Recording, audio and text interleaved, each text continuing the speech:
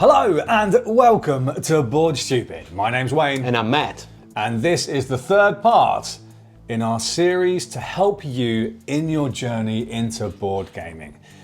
If you've already watched the first two videos, and you should, you will already have 20 games. Yes, that's what you should have. You should have 20. Yeah. If you bought all of them, or at least you'll have a couple of each, right? Maybe a couple of each. And if you haven't watched those videos, please do check them. There'll be a little linky thing up here that you can go and check out. Yeah, so just to sum up, so yeah, we're saying we started this series to give you some advice for 10 games for each category slash levels. Yes. So you will have a 10 beginners games, a 10 intermediate games, and now we go into the advanced one. So this is where it starts getting a little bit like exciting, I think, for me at least. I love this category. Is probably my favorite category now.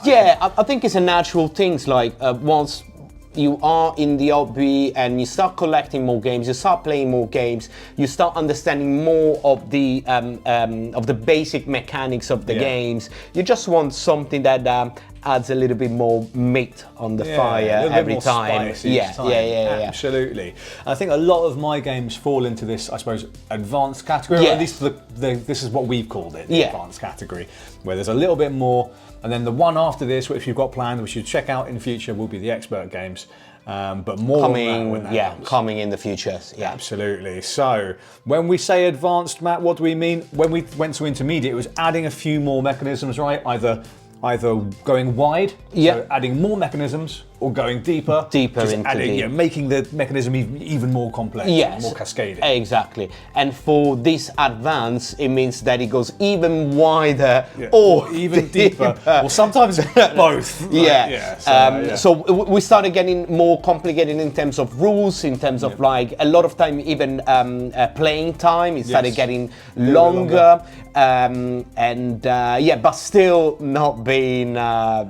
You don't have to dedicate. You don't have to dedicate the whole afternoon to reading a rule book. No. You might learn the rules. It's gonna be a lot of these games that we're gonna show you.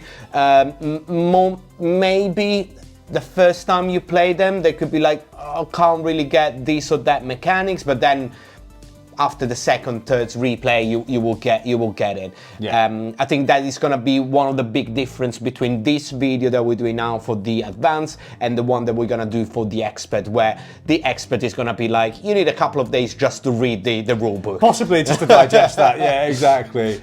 And with that, Matt, should we dive into the first one? Let's go. Let's do it. The first pick that we have for you is a cooperative game. And Matt, what have we got for the viewers that they should buy? Cooperative, dice rolling, and you know how much we like rolling dice. Chuck in some dice. With some RPG elements into this, and a ton of miniatures that we really love. Loads of minis. And the game is Zombicide, and in this case, there are so many different Zombicide types. The one we are advising you to have a look at is Zombicide: The Black Plague. The Black Plague is the medieval / fantasy version of the game, and you play with up to another with 4 players, and everybody's gonna play a different character. Again, you got that RPG elements where each character will have different powers, different abilities, and you basically play scenario based, trying to beat or trying to do the quest that scenario gives to you, while fighting hordes and hordes of zombies. That's the fun of the game, isn't it? Yes. It's just hordes and hordes of zombies. It's a little bit of dungeon crawling. It means that you will have to go explore the tiles of the map, trying to find treasures in this or that room. But what the Zombicide mechanic is, and this is across all the Zombicide games, you got the zombies is gonna keep coming and keep coming on the map. Whatever, if you kill them or not. They will keep going. So it's always the very interesting part of the game is that you need to work around with your teammate about like when is the time to just let the zombie be, or when you need to clear a path to go to a specific building, and managing your resources, managing your powers. And again, it's not a campaign game, it's a scenario base. but you will level up your character during the single scenario. Means the more zombies you kill, the more the mini quests you do in that more scenario. XP you get, right? Yeah, So. you will get XP, and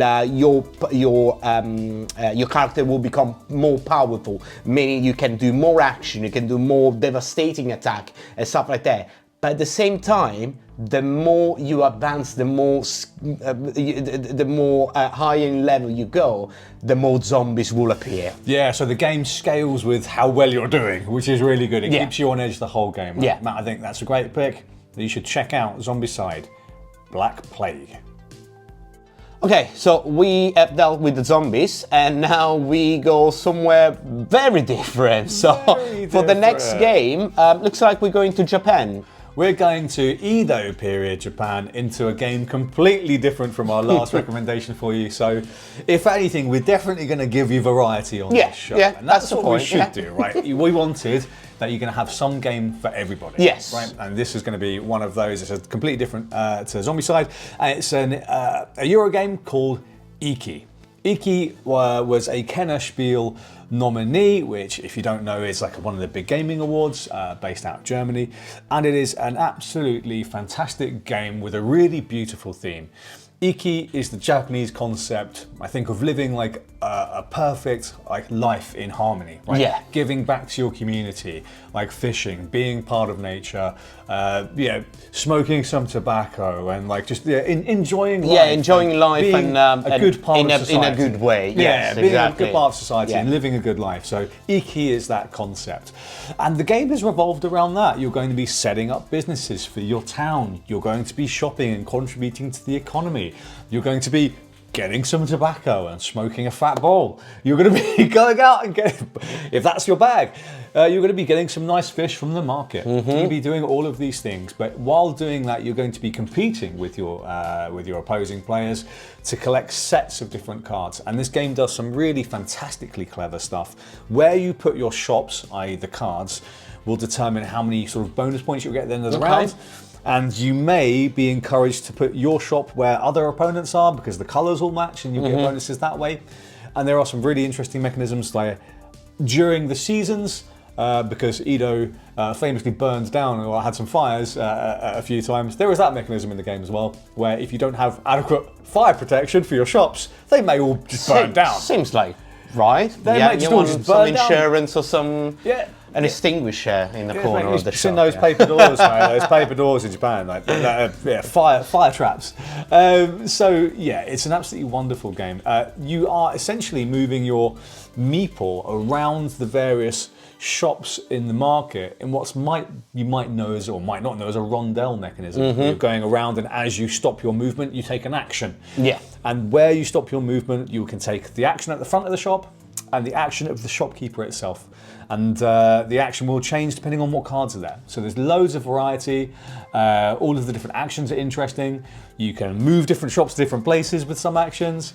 And your little shopkeepers will actually level up over the game, and then eventually they retire and give you sort of passive bonus points during the game as well. That sounds great. It's a really spectacular game. The new version of it, which this is the one that we recommend, is just beautiful. The artwork is amazing. It looks great. The gameplay is stunning and smooth and interesting. It's probably one of the more complicated games on this list, but it's got one of the best player aid player boards and central boards I've ever seen, where it's entirely set up in a way to kind of teach you and show you the game as you play it. So it kind of like helps you going through all the rules. Exactly. And again, you know what to do every Yeah. part of your turn because it's right there in front of you. That's why we're talking about advanced games. So you will have, open drafting. You will have You'll have a rondelle, you'll have a set you- collection, you'll Yeah. have some worker placement in this game as well. There's 4 or 5 things going on here. So. But and the game looks absolutely stunning, and you should definitely have a look. Check this one out. Iki. Next one is for everyone out there that dreamed about being the next Steve Jobs or something like that. Yeah, absolutely. We're talking about smartphone, and not the one that we got in our pockets, smartphones, the board game. Smartphone Inc., the board game. Yes, that is Trust the me. face. That is the face that I had the first time that I've been introduced to the game. I was like, what? But yeah, tell us about Smartphone Inc. is an amazing game. This is the economy game that we've picked for you for this list. And it is a spectacular game in a really weird, unique theme where you're essentially starting your own smartphone business. Yeah. You are Nokia in the mid to late 90s. You are Sony Ericsson, like in that same kind of time. Yeah, Right? you're trying to balance between, okay, I want to make a phone that can sell to this and that market. I want that to be not too pricey, but at the same time, I want to have this or that app. Technologies, So yeah, exactly, it's all about, all the economy game is based about like how much, where you want to sell your phone, which market on the map. How much do you want to invest into making those phones good? Because you could even go like, I want to sell everywhere, but very shitty phones. Yeah. That is actually could be one of That's the a legit strategy. winning. Yeah, exactly. Or you get a very, really high-tech phone, you go all in on different technology, and you only go into like one or two markets, maybe the USA, maybe Europe, and like maybe go at like a really high price to try and get your profit that way. Yeah. Don't get scared about the look of the game, because that was the first thing that when I saw it and was like, this is dry. This is really It's a very dry. clean, minimalist look, right? Yeah, it is. But the game is actually very fun to play. Yeah, and weirdly enough, the look complements the theme, right? Yes, It's very, yeah. everything. It looks like a white, clean tech type environment. You have this white sort of world map. You've got your little player dashboard, and there's some amazing mechanisms in this game, Matt, which I've never seen anywhere else, where you have two sort of tablets, I guess, and you have to sort of configure them in some sort of way to get the most out of them, and they've got different actions on them. Yeah, so every good. turn to decide which your strategy, your your business strategy is going to be, probably is better. We're gonna definitely put some picture about these things. It makes much more sense of what we can explain. But yeah, that is a very unique mechanics, and yes. It's really unusual, really, really cool. Never seen anything like it. And this is advanced because this game is played over several phases. And I don't think this game is particularly difficult to teach. I don't think it's particularly difficult to learn, but it is interesting. And it does things in a unique way where if you're not used to it at all, it could take confusion. But it's that unique side of all these mechanics that are not you don't find them in every game every day, so that is what it makes it a little bit more advanced. Again, don't get scared about the look and feel. Hey, I like it. He likes it. That's not my vibe. But hey. And there's another thing about this game, despite being a very tight Euro game, there's no randomness in this whatsoever. Pretty much. I mean, your strategy, you will live and die by your strategy. Yes. Yeah. And also for this type of game, which is kind of unusual, it's highly interactive. You're going to be blocking people off the other markets, because if you've got a cheap phone, you're going to be first to market. Yeah. And if you can like sell to everybody else and just leave no space for anyone in the different markets, and no one's going to make any money. No, yeah, and that's what makes this game really good. It's unique mechanics, it's high interactions, and it's really smart design. That Smartphone Inc. You should definitely check that out. Have a look. It's one of my favourite games. So we've had zombies, we've had Edo period Japan, and we've had smartphones. So, of course, what we need is great unknowable monstrosities from the beyond. So, with what have we got to cover that particular category? And one of my favorite games, because the one before was one of your favorites, this is one of my favorite, and it's Cthulu Death May Die. Great game. If you've been a watcher of the channels, you know how much we like some Lovecraftian. We love some Lovecraftian horror stuff on the channel, and I think this is the game that every Lovecraftian lovers should have in their collection. What it is dungeon crawler / co-op / action point / dice / boss rolling / boss battle. You got so many mechanics in these games, and all of them are fantastic. What you're trying to do, you and your team are trying not not stopping Cthulhu or one of his friends to be summoned, but you want to get him summoned and kick his ass. You're gonna go and shoot Cthulhu in the face. So that's what you're gonna do. Each mission is all scenario based, so it's not one of those long campaign games. You play a small scenario, and the good things of every scenario is you're gonna select your scenario and you select your monster, the one that you want to summon. That means that each scenario will be different which boss you select to fight. So you can have Cthulhu, you can have the King in Yellow. There is a lot of expansion now coming out with more monster. That means the replayability is going to be really high, because every time the scenario is similar but with different monster, with different acolytes and stuff like that. But you basically, what you're gonna do, you and your friends, you need to work together, trying to do whatever the quest of that mission asks you to do, but be afraid, because in this game you don't have XPs, but you got madness. That means that your XP is how much madness you got in your head. You go insane, the net brain. But with the more madness, the more power comes. So that means that you will have to play always with a fine balance between going more mad but being more powerful, or being less mad so you can keep playing. The game is not easy. It's not one that you're gonna win every scenario, and that's what makes this game really good. What we think a co-op game should look like. Should be difficult, I think. There's gonna be a lot of times that you start a scenario, second turn you're already lost. That happened to me specifically many times, and but then the game itself, the look and feel and the theme is absolutely gorgeous. You got the fights, you got tons of dice to roll, so it's very fun to play, and it keeps you on your toes for the entire game. It's not easy, so if you lose, you want to try it again and make it happen. Yeah, it's the interesting balance with co-op games, and generally we think they should be quite difficult, but they should be fun and show you where you went wrong when you fail. So you should immediately go, I really want to try that again because I know where we went wrong, so let's give it another go. And I think Cthulhu Death May Die does that really, really well. Absolutely. So, you need to play with your team and kick some ass. Go kick some ass. Okay, moving away from Cthulhu, we are gonna go to the moon for the next thing. So Wayne, fly us to the moon. We're gonna fly to the moon, baby, and we're gonna fly to moon. Moon is, I think, probably our favourite pick and pass / card drafting game of the last decade, maybe.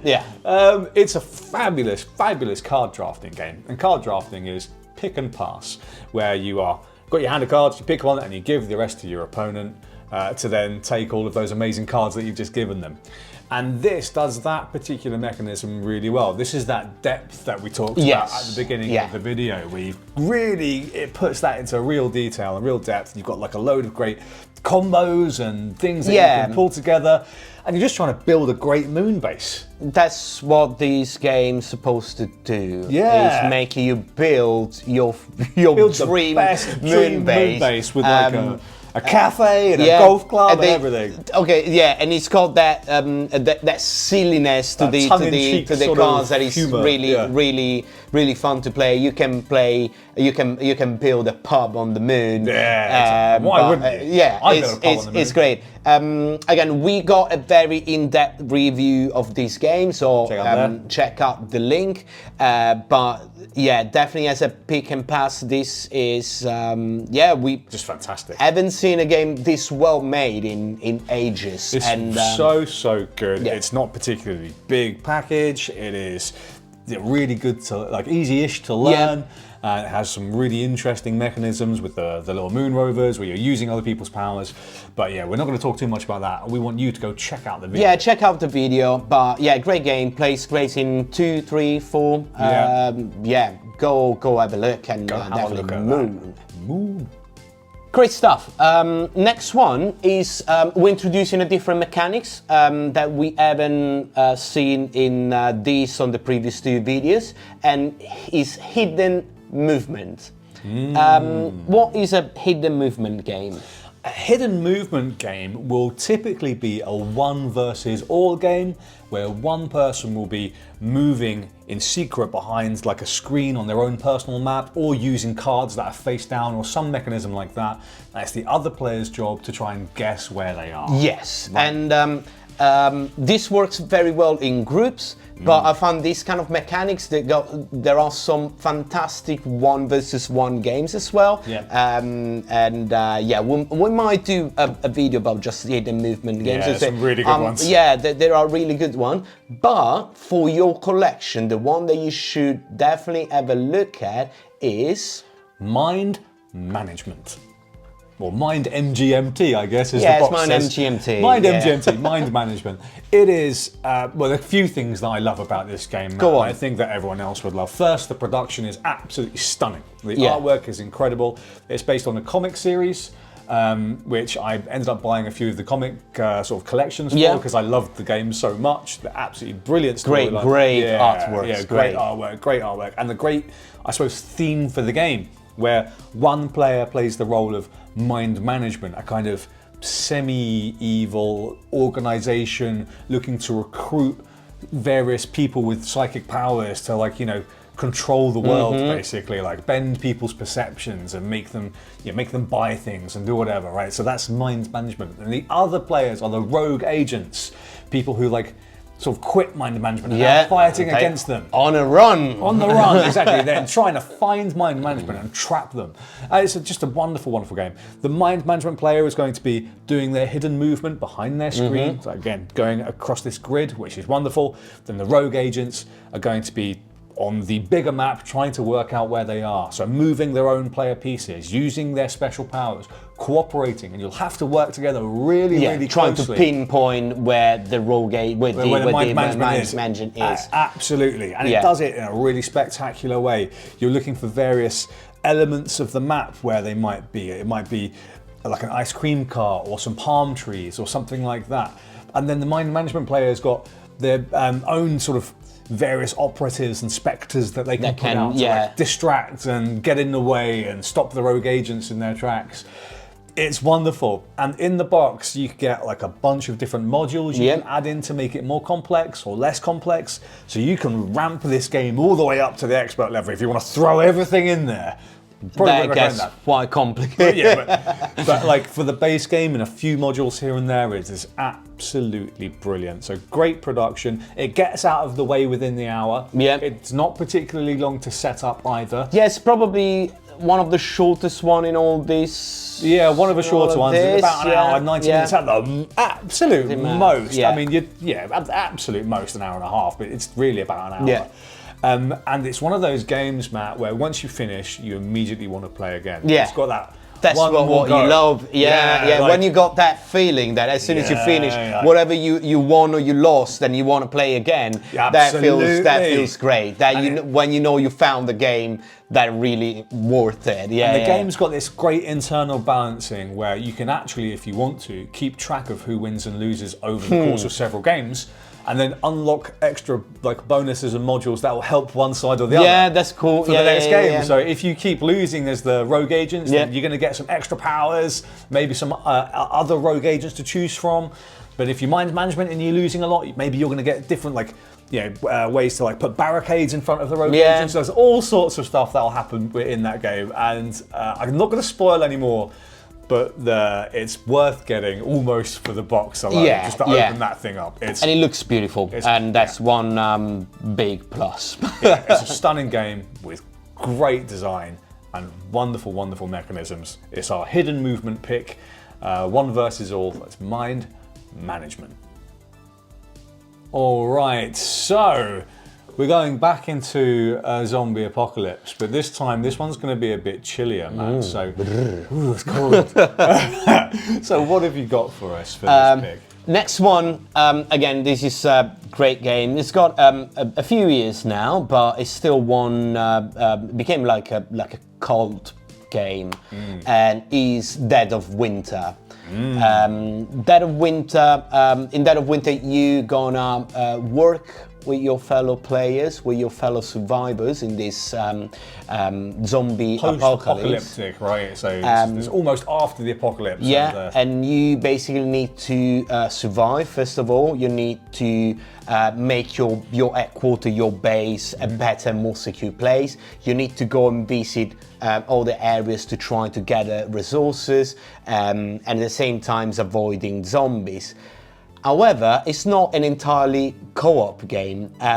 This is a semi-co-op game. Yeah, so we're introducing to you this traitor mechanism, which you'll see in a whole bunch of games that you can find available on the market. Yeah, and this is one of the a real good one, I think. Yes, yeah. And what this traitor mechanism is at a certain point of the game, someone in your group will find out that they are playing as the traitor. That means the traitor will have to sabotage what you're trying to do. Exactly. They'll try and mess you up. They'll try and kill someone. They'll try and reduce a track to zero or some other way of messing up the game. His winning conditions are going to be different from the rest of the group. Yes. But the rest of the group can either banish him or kill him in this case, but they need to find it. So whoever is playing as the traitor at that point will have to completely change his way, his style of play, without letting the other people understand that he's the one. Absolutely.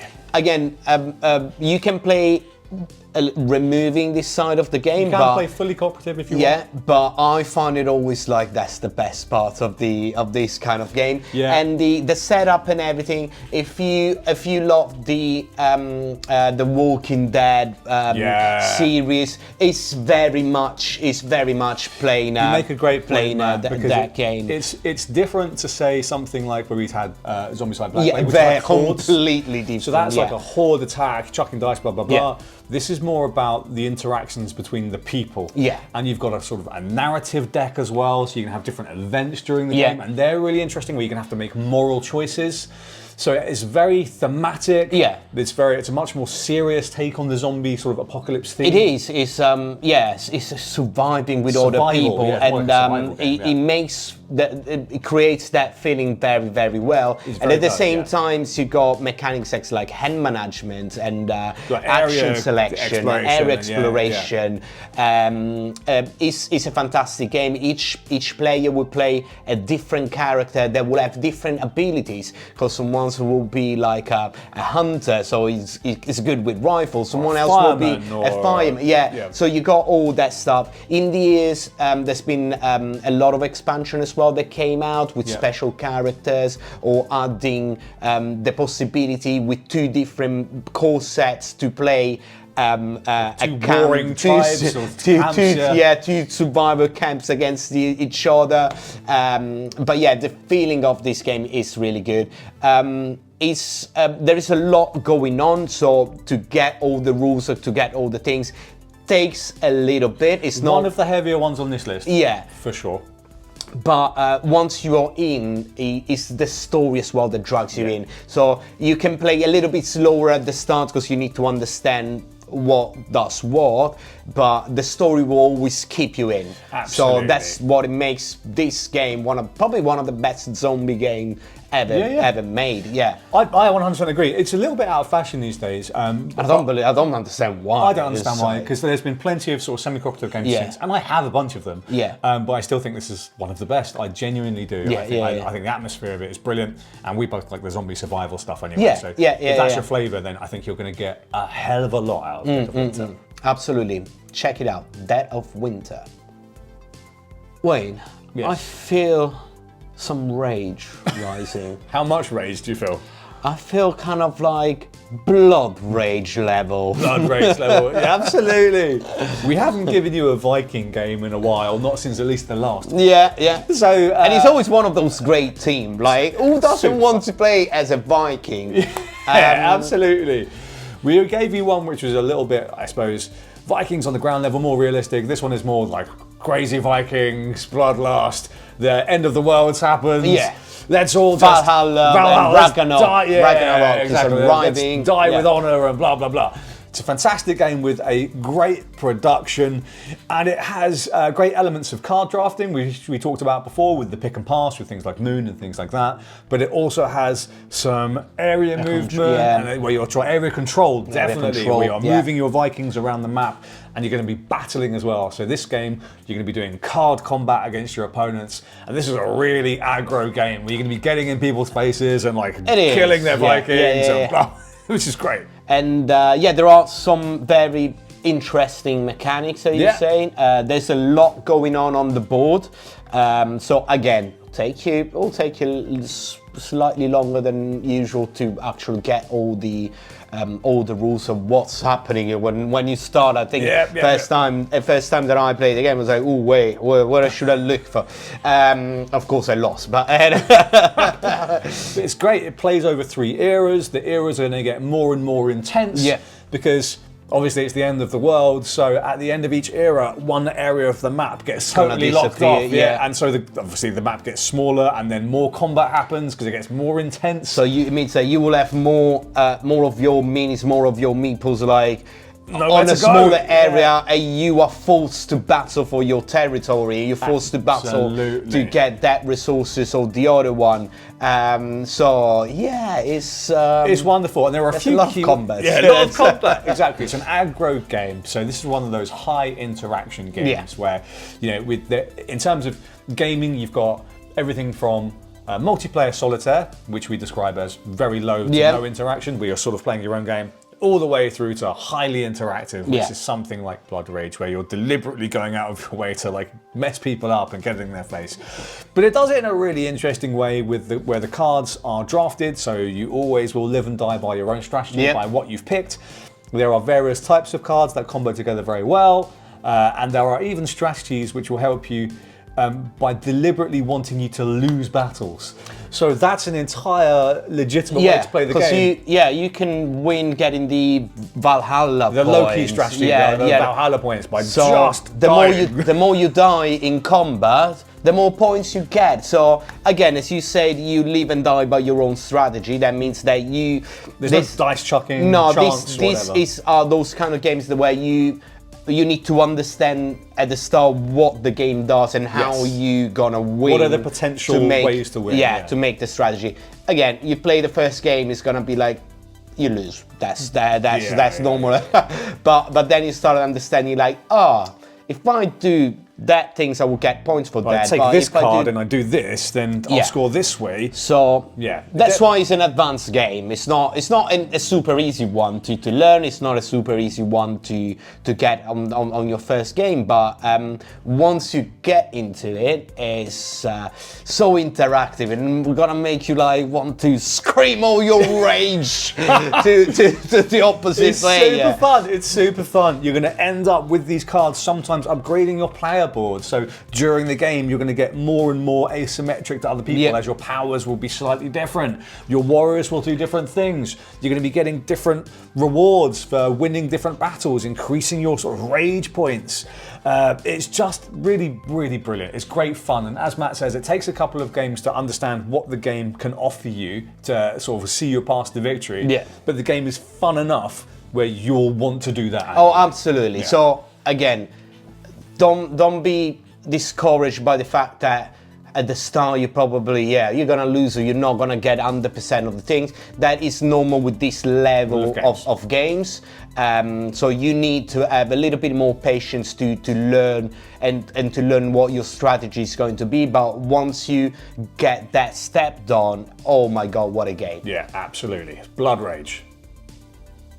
Now, imagine you could have a game with a Western theme where you can do basically whatever you want in that setting.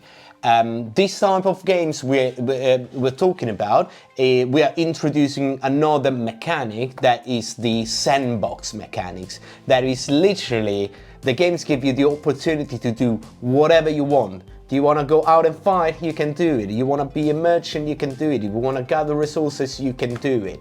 And this one, as I was saying, is a Western team one. And what is the best Western game on the market at the moment? The best Western game on the market, in our opinion, is Western Legends. Western Legends, as you say, Matt, is a fantastic sandbox experience where it just gives you these different tools. You can go and do what you want with them. Yeah. You can go and maybe herd some cattle, or you can go and rustle those cattle and steal them, and maybe go and send them down on the train and get some money on the sly. You can go and just play poker the whole game. If you want to, just go That's play your poker. flavour, yeah, go on, play do it. poker. You can go, and of course it's the Wild West, you can go mine for gold. You can go and mine for gold. Absolutely, of course you can. It's the Wild West. Why wouldn't you do that? You can then sell that gold to the bank and get a load of money. And then someone else could go and rob that bank. Exactly. With the gold that you put in. But yeah, exactly. And they'll get a load of rewards for that. It's just brilliant. Yeah, you can do a lot of things. You can do basically whatever a Western team Exactly. is. It's giving you those tools to play with. Yeah, tell a little bit more, because we described it as so varied, but what are the main mechanics of the game? The main mechanics of the game, it's essentially action-based. You can have a certain number of actions on your turn. It could be moving, it could be doing a sort of space action, and those are the main things that you're going to be doing. You're going to be moving to spaces and then doing an action in that space. If you do an action in the poker bar, guess what? You're going to play some poker. If you're going to do an action in like the cattle ranches, you're going to take some cattle with you. But there's other things here as well, where there is absolutely nothing stopping you going up to where a player is in the player space. So me and you, Matt, I could go up to your space. Yeah. I could just rob you. I could just rob you a lot, and you'd be like, damn, and you're gonna have to give me some of your money. Or, because it's a Western, maybe I don't want to rob you, maybe we're just gonna have a duel. Yeah, exactly. And you'll get points for that, and the rewards that you get for doing those different things are gonna be different, right? Yeah. And also, this is what makes it one of the many things that make this game interesting. Depending on what you do, will influence what path you take in the game. You've either got the martial path, which is the good path, or the wanted track, and where you're a bad guy. And you can never be on both at the same time. So if you are a good guy the whole game and suddenly you rob someone, all of your good guy points go away and you immediately go onto that wanted track. Of course. And here's what's even better. If other players are on the wanted track and you're on the martial track, you can go and arrest them. Yeah. Which is just brilliant. So you can literally run around the map going, I'm going to arrest you now, you've been a low-down, rotten dog. I'm going to throw you in jail. And then they lose some of their resources and they start in jail. So it's got that great flavour and theme. You're just running around the map, doing different actions based on what sort of alignment you've chosen to do. It's great. Yeah, so if you love the Western theme, this is probably the game that you must have. I think so. You must if have it. you want to look for an experience on top of the game, this is it. It's great playing with a larger group. I think it's up to 5. It will play up to 5, up to 6, I think, actually. Even up to 6. It's probably best at 4, but you can definitely play it at 6. There are a bunch of expansions you can get. One of them I would thoroughly recommend, if you want to get this one, is the one where you add the train. Yeah. So then you can go and rob a train. There's going to be the train running around the map. And then you've got to go rob the train. So 100% go and do that. It's fabulous. You can get things at the shops to upgrade your cowboy or your legend. You get different guns. You can get horses. You can get a 10-gallon hat. Whatever. Bonuses, whatever. You could do it in the old Wild West. You can do it in this game. Again, sandbox. So it means you're gonna have to look at all the things that you can do. Get points however you want to get your points. Exactly. But absolutely great experience. That's Western Legends. Okay, you know that we love a racing game on the channel, and we're in the category now of games where we can recommend to you one of our favourite games of the last few years. Absolutely. For sure. Matt, tell the people, what are we recommending for the racing game in the advanced category? Absolutely, it must be Heat Pedal to the Metal. It must be Heat Pedal to the Metal.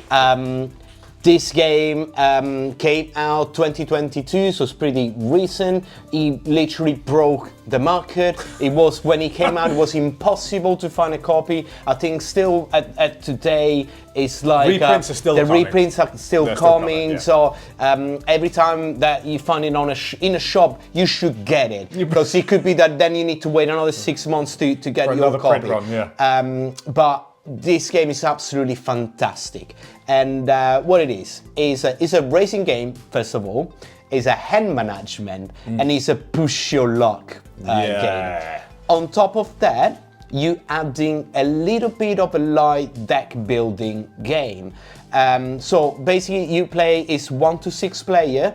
Really you can play on your own with the AI deck that runs the other cars. Or you can play with 3 players and have the AI run the rest of the 3 cars. Or you can play 4 players, 2 players, 6 even player, 2 yeah. players. Yeah. You can play with how many people you want in whatever But way. still have 6 cars on the track, which is excellent. So- And basically what you're gonna do with your end management / push your luck, you will have a certain number of cards in your hands, and you need to play those cards to move your car faster, or to brake, or to, you know, to keep the car on the track without going out, spinning out.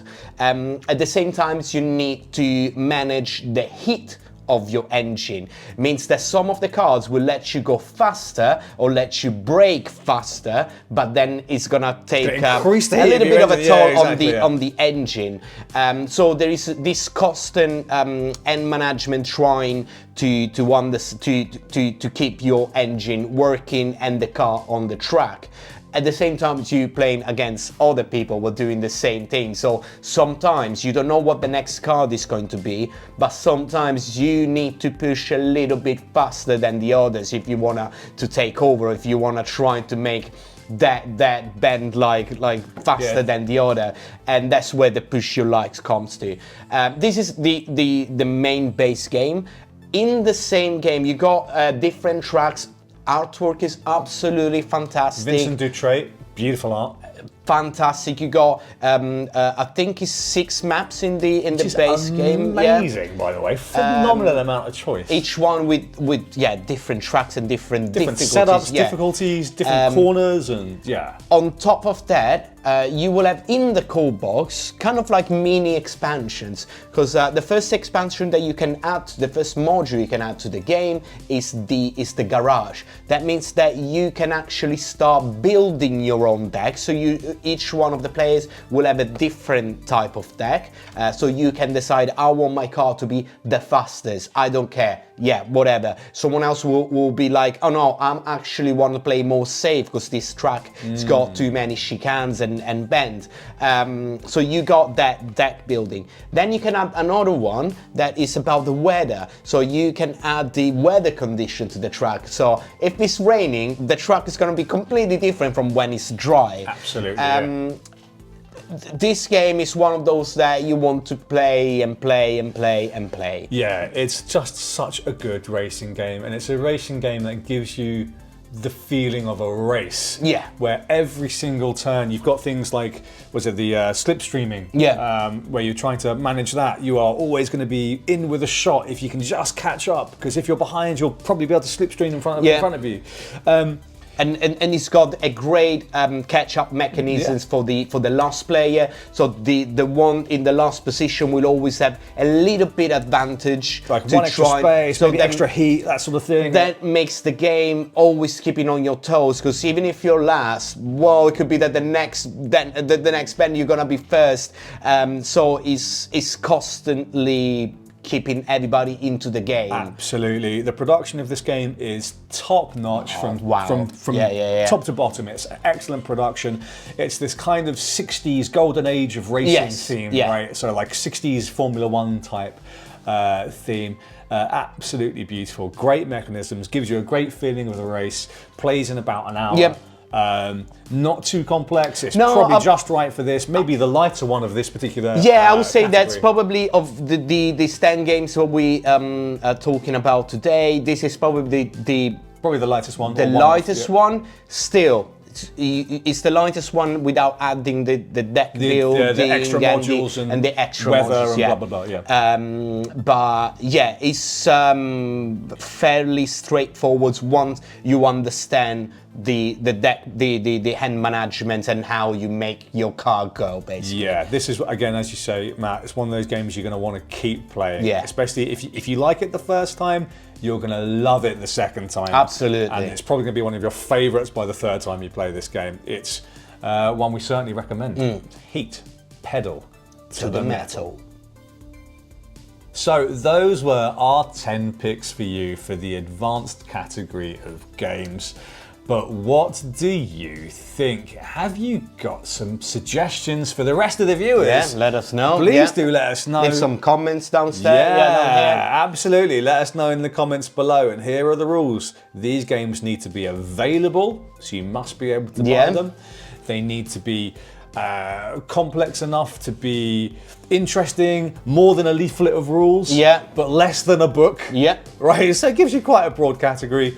Probably no more than a 3 in the BGG sort of. For those that know. For those knows about the BGG weight, it needs to be 2 and a bit to 3. 2, 3. Yeah, that's where it is. And yeah, if you haven't watched the first 2 episodes of this mini-series that we're working on, let's have a look. We'll put links here, and stay tuned for the next one on the series. That's going to be the expert games. Is the games that crushed under the weight of it. So heavy. Yeah, the rule is going to be the rule book needs to be at least this thick, otherwise. Absolutely. But yeah, yeah. Let us know if you enjoying this series, if you enjoying this episode, and please like, please share, please follow us on our other social media. We are on Facebook, we are on Instagram, so you can follow us. You can find us pretty much everywhere except OnlyFans. It's only a matter of time, though.